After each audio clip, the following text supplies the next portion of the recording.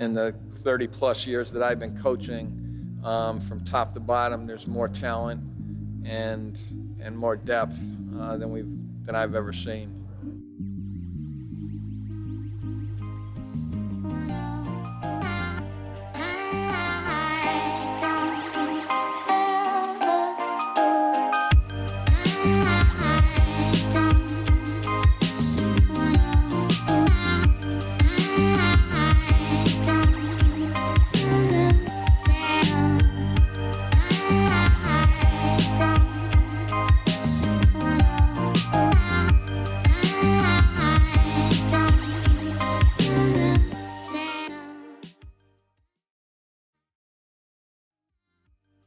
We finished strong to get into the NCAAs the previous year, but had our struggles throughout. I felt that with the pieces that we had, I thought we were going to be a team to beat. When we got Travis and we got Eli back, we really felt rejuvenated. When I heard he was coming back, I was just so happy because I know what he brings to the table. I mean, he can slash, he can shoot, he defends, block shots, rebounds. Well, my decision to come back to the team was a pretty tough one, but I loved the team and I just wanted us to win. I couldn't really care less how much I played. Travis, I always just talk about this kid to guys on the team. He's Division II 1,000-point scorer and pretty much just a man amongst kids. You know, kid's huge and he does it all. The Division III teams that go far into the NCAA tournament, you know, you have a player like Travis on that team where you get the trickle-down effect. I kind of felt like the coaches had an idea we were going to be really good. With the pieces that we had, I thought that we might be the team to beat in the Empire 8.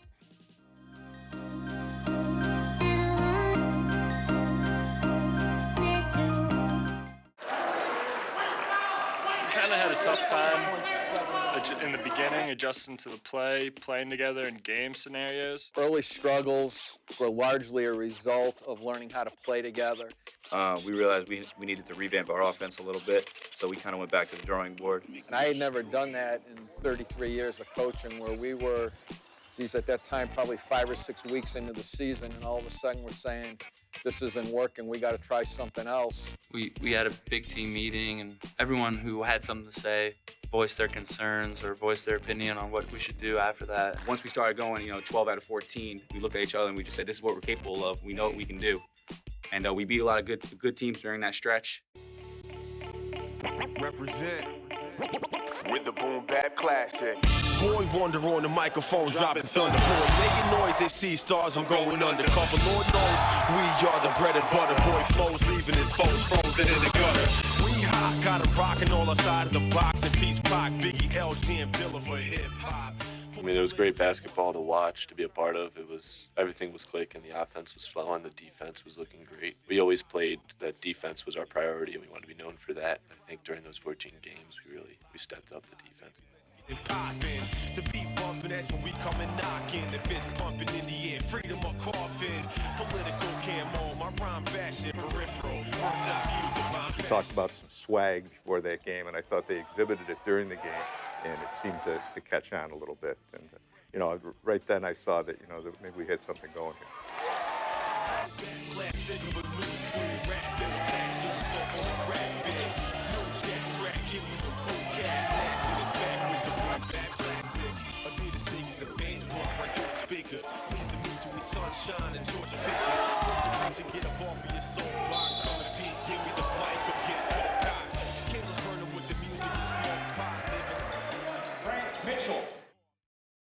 Number 20 in the country, Stephen, coming in first place in the Empire 8 Conference, and they visit second place Ithaca College tonight. I thought our season was a tale of three completely separate segments almost. It was the early season when we were learning how to play together. It was mid-season where I felt we started hitting a role and playing well. And then we had, the injuries to Andre. Osimo misses the shot. He is down. He is in pain. Holding his ankle. Thompson on the other end for three. That one's no good. Big break for the Bombers. And a timeout on the floor now. Osimo slapping the floor in pain. My initial reaction was, is he overreacting? Is it really that bad? Because it did seem as though he was in a great deal of pain. I kind of just thought he may have slightly rolled it a little bit, and I thought we may have him back in a couple of days. You know, I felt great out there. I was rebounding the ball, scoring. My shot felt good, and then it was the most painful thing I've experienced basketball injury-wise. When the dust settled a little bit, we lost a very big part of our team, and, you know, I don't think we could have replaced it. Yeah, it was difficult, you know, with Andre going down and then, you know, immediately soon after with Travis, you know, coming down with an injury. It was a difficult time for the whole team. I think it was in the same spot on the floor, too. That sucked. Getting hurt sucks. Having to sit out on the sidelines and watch your team play it's tough. Once Travis went down too and Dre was down, I think that kind of took a lot out of us. This is our chance to have a really successful year, and we're making a great run. And then all of a sudden you lose two of your guys who were not only great players, but great leaders. We knew we'd have Travis, and we knew Dre would be coming back as well. So really we just had to keep going and know that other guys are going to step up like the freshmen did, and by the time the E8s come back, you know, we'll be at full strength again. We had no other way to get into the NCAA tournament. The mentality of refusing to lose kind of set in, and we knew what we were in for when we were heading down to Stevens. My concern going in early on was Fisher was on a 9-game winning streak. I think the last time they had lost was to us. We kind of felt like the underdogs again, even though we knew we could beat every team in our league like we had already. We beat St. John's Fisher twice. We beat Stevens once. We lost to Stevens without Travis or Dre. And then we lost to Utica on a buzzer beater. I mean, we were the top seed going in. Stevens just had a better record.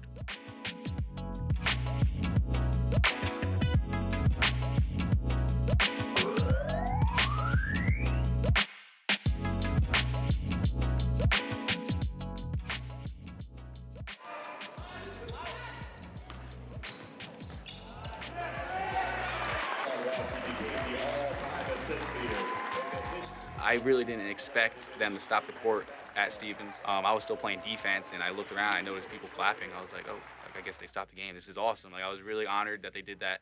It was sweet being on the court with him getting it. I know he really didn't care that much about it. Obviously, he'd like to get it, but he wanted to win that game more than anything.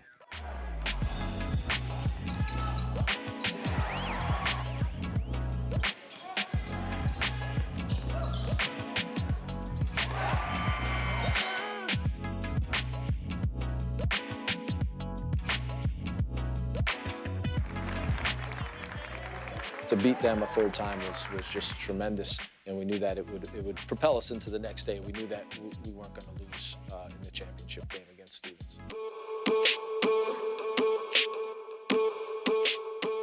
You know, when we played them the second time, they destroyed us by at least 20, and they were talking shit when they were doing it too. We absolutely hate Stevens, and I especially hate their student section. I think everyone does. And so we just, you know, that just fires us up more because we hate them so much. We just want to beat them.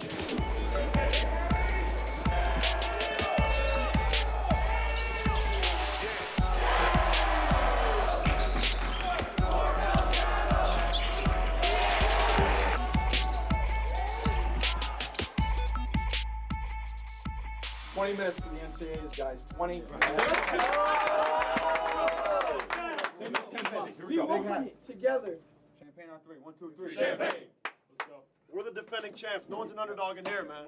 We're the defending champs. They got to knock us off. Let's go.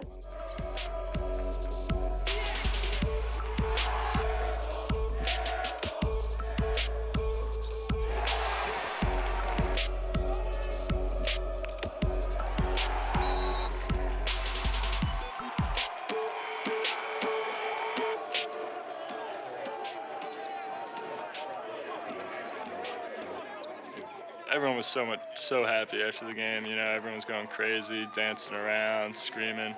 It was special. And we weren't looking too far ahead to the NCAAs quite yet. You know, I think we took a day or two to really enjoy that win. I watched us get beat pretty bad at Stevens, you know, 2 weeks prior. So to go out there and really shut them up, shut them down, and win by double digits for a championship game was awesome. We have a serious opportunity to make a run here. We got the guys to do it. Teams are going to be underestimating us. We're not going to be a high seed in the tournament by any means. If we play to the level we're capable of playing at, then we're going to make a run.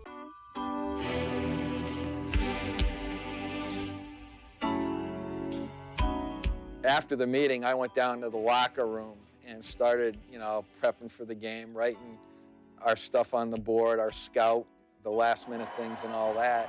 And I stayed down there. I never went up to get a feel for the environment. The coaches walked into the locker room just before that, and they go, "It's nuts up there." They go, "It is absolutely insane." I remember walking into the gym. I just got my ankle taped, and it's like, an hour before the game or so, and I'm walking in, and these two big football players come up, and they're like, "Hey, fuck you," with the guy. Yeah, fuck you, like right in my face. I'm like, Jesus. All right, let's go. After that point, I was dunking, and my head was getting 3 feet above the rim. I was like, okay, I'm ready now.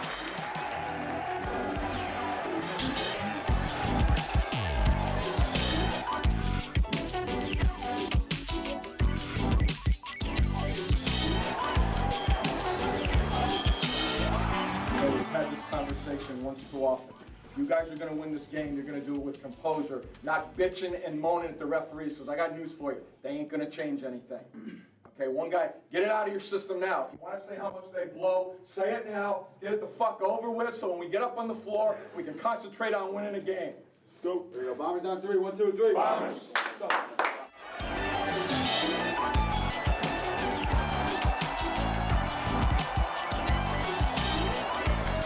Well, I remember saying to Tanus at the time, we're gonna have to make an adjustment right here, because we're on the edge. We're on the precipice of disaster.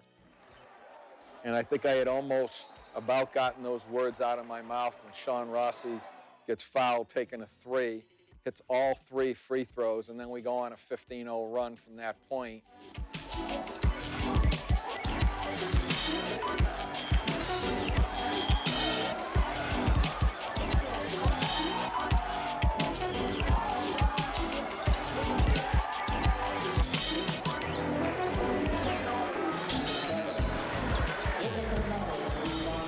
How fucking sweet was that? Champagne on 3. 1, 2, 3. Champagne. The big hype was surrounded, their best player, John DeBardo. Going into that Rochester game, there were a couple defensive strategies we had. It was stop DeBardo, and stop DeBardo. I mean, that kid, I think, was just named as the Jostens Trophy winner, as a Division III Player of the Year. He was coming off of a 42-point performance in the previous NCAA game. We made a big game plan for him. I knew I was going to be the guy, but honestly, I would say that is the reason I came back, was to guard DeBardo, because that's what I love to do. He's my best friend from home, so I'd never played against him on like a formal basis like this, only in pickup and stuff. So, we had a good amount of shit talk leading up to the week. This kid's supposed to be so good. He's supposed to be the player of the year. Well, all right, like let's prove it. Let's see what you can do.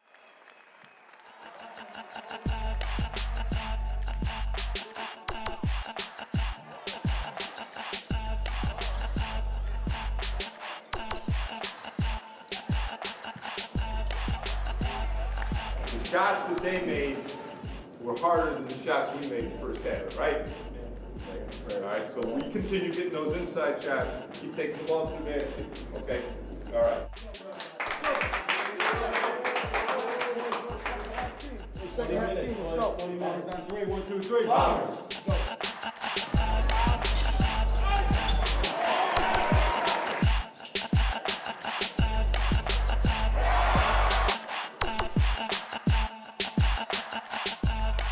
The last time out, we drew up a play to get Trav the ball, and there's no one else I'd want to have it more than him. But when we were leaving the timeout, Coach Burton pulled me aside, and They were leaving the huddle. I just grabbed Eli and said, tip and the miss. We kind of linked arms on the bench, me and the other players. Everyone was real excited.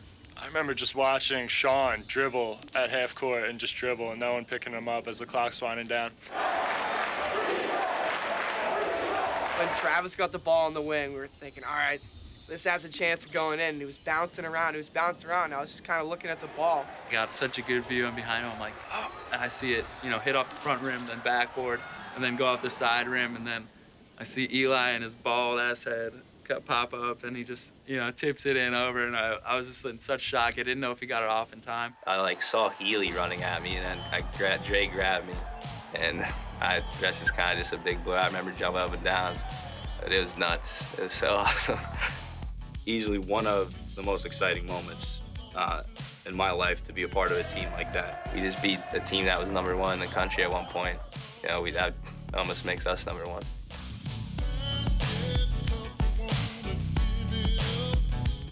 Our confidence was just at an all-time high. I mean, we had just beat Fisher, we had just beat Stevens, beat Springfield, beat Rochester, all on the road. All these teams are great teams. You guys don't think you can beat them. They don't think we belong on the same floor with them. They're from the big bad NESCAC, and we're from the little Empire 8, all right? They have no respect for you whatsoever. We were so confident in ourselves that, we were like, why don't we just, mess around and win the whole damn thing?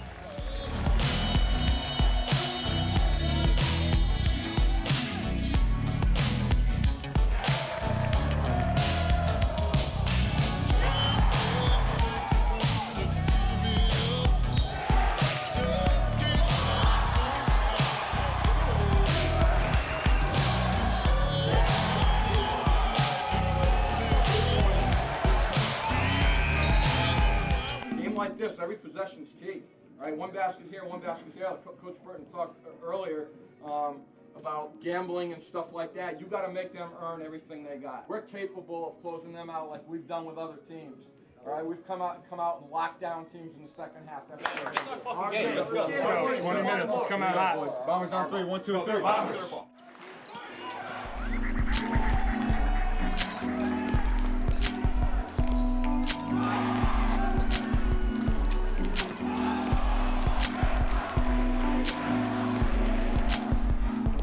We've been in the situation before where, the crowd was going nuts and it's a back and forth type of game. So we were able to just, rest on the things we've done in the past and just play our game.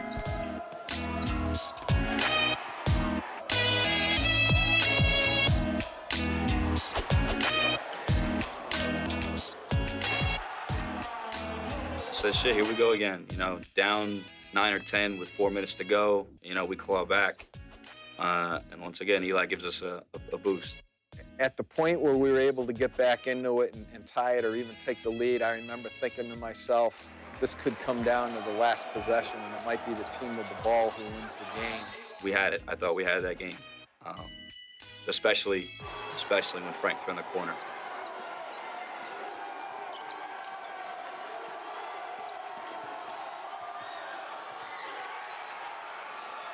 But, I guess we just left too much time on the clock.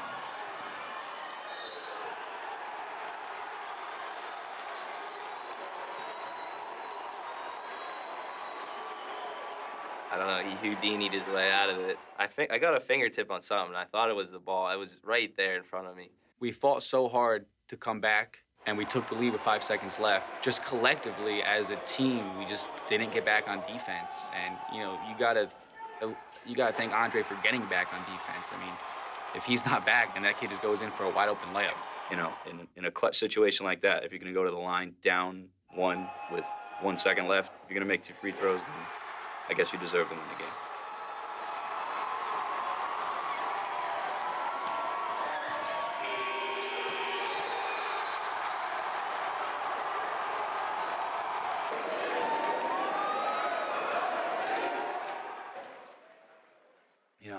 I walked into the locker room, sat down, and just kind of broke down, and all the guys sort of came over and had my back, and so did the coaches. He meant so much to our program that